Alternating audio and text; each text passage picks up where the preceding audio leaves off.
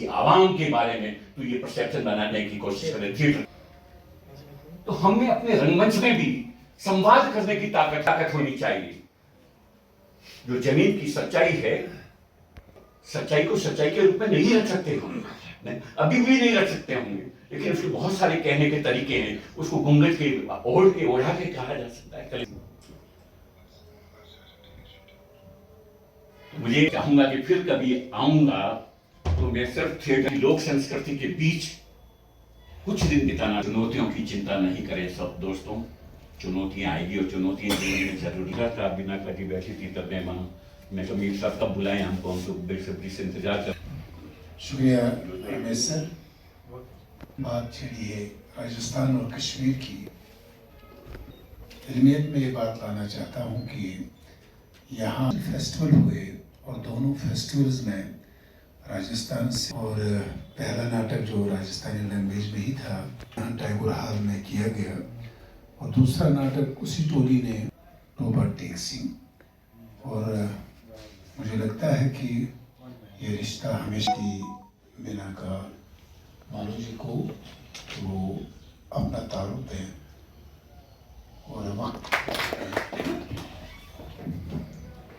सुना था बचपन से ही कि कश्मीर स्वर्ग होता है, और वास्तव में यहाँ आकर जो मैंने देखा, जो जिया, ये तो स्वर्ग से भी सुंदर है। यहाँ से आते हैं, वहाँ राजस्थान में चारों तरफ मिट्टी, और यहाँ जहाँ नज़र जाती है या तो हरियाली, और सुना है कि कुछ बोल दिया कि उसके बाद कुछ बचता नहीं है।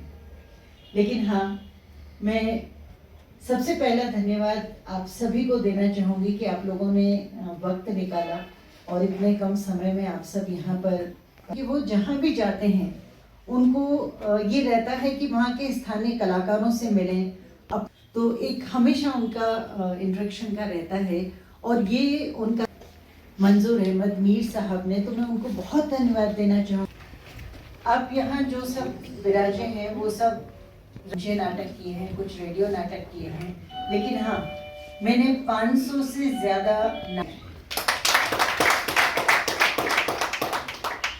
नाट्य लेखन प्रतियोगिता का आयोजन करवाया, और उसमें 35 से ज़्यादा कार्यशाला का आयोजन किया, क्योंकि जिन नाटकों को लिखा गया था उन्हीं नाटकों के साथ। क्योंकि ये आज का जो यहाँ का कार्यक्रम है ये इनफॉर्मल है। भी देखे, सुनहरी दौर भी देखा और उदासी का माहौल भी देखा, और उदासी के माहौल में आप किस तरह, आपका तहे दिल से बहुत बहुत शुक्रिया। ये हमारी इज्जत अफजाई है। Thank you very much. नाम लेते ही हमें बिना का गीत माला याद आ जाता है। अच्छा,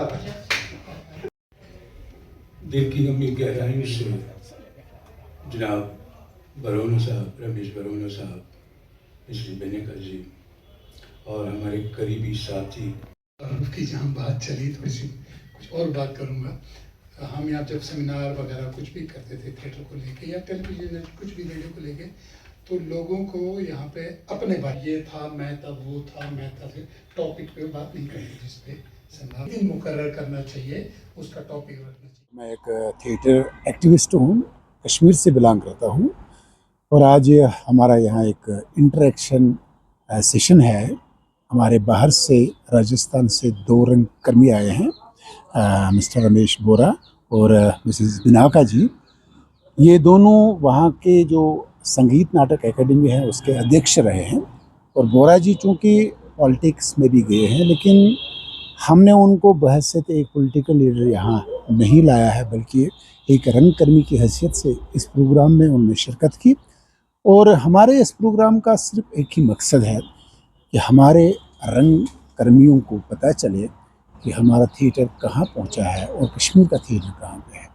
मेरी हमेशा कोशिश चली रही है कि कल्चरल एक्सचेंज के ज़रिए मैं यहाँ के जो थिएटर कलाकार हैं, जो यहाँ के हमारे राइटर हैं, जो यहाँ के हमारे हिदायतकार हैं, उनका जो निगाह, उनकी जो नज़र है वो खुले कि हमें हमारे थिएटर को कहाँ तक लेके जाना है।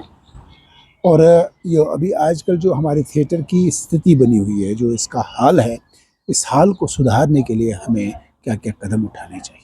देखिए, मेरा जो ज़ाती तजुर्बा है उसके लिए मुझे सरकार की स्कीमों पे ही तकिया रखना नहीं है, बल्कि मुझे खुद से इस चीज़ को देखना होगा, परखना होगा कि असल थिएटर क्या है और थिएटर की डिमांड क्या है, और उसको लेकर अगर मैं थिएटर करता हूँ तो शायद मुझे लगता है कि रिवाइवल की गुंजाइश है।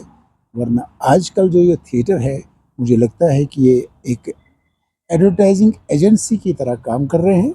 जिस तरह कल किसी एडवर्टाइजमेंट के लिए किसी एक्टर को बुक किया जाता था, किसी सिंगर को बुक किया जाता था और एडवर्टाइजमेंट चलता है, और ये थिएटर नहीं है।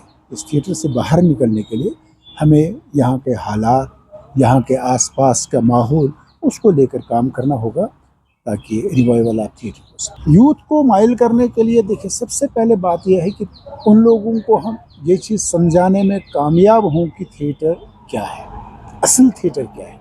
क्योंकि मैंने देखा है, हमारे कई वर्कशॉप्स हुए हैं, उनमें जब उनको हम असल चीज़ दिखाते हैं, सिखाते हैं, तो ऑटोमेटिकली वो इस तरफ राग़िब हो जाते हैं। मेरे पास इस चीज़ का तजुर्बा है, हालांकि मेरे पास ही नहीं है, हमारे कुछ साथियों के साथ हमने बहुत सारे वर्कशॉप्स किए हैं, कॉलेजेस में किए हैं, स्कूल्स में किए हैं, और वहाँ से जो हमारा यूथ है थिएटर, असली थिएटर को समझ के इस तरफ आ रहा है। लेकिन उनको थिएटर की इल्मियत देना बहुत ज़रूरी है, थिएटर का नॉलेज देना बहुत ज़रूरी है, और प्रैक्टिकल में उनको इस फील्ड में शामिल करने के लिए उनको ये चीज़ समझाना बहुत ज़रूरी है कि थिएटर वो चीज़ नहीं है जहां आपको पब्लिसिटी करनी है किसी चीज़ की, बल्कि ये चीज़ है कि अपने समाज का, अपने माहौल के दुख दर्द को बयान करना है ताकि उसका एडमिनिस्ट्रेटिव लेवल पे समाधान हो सके।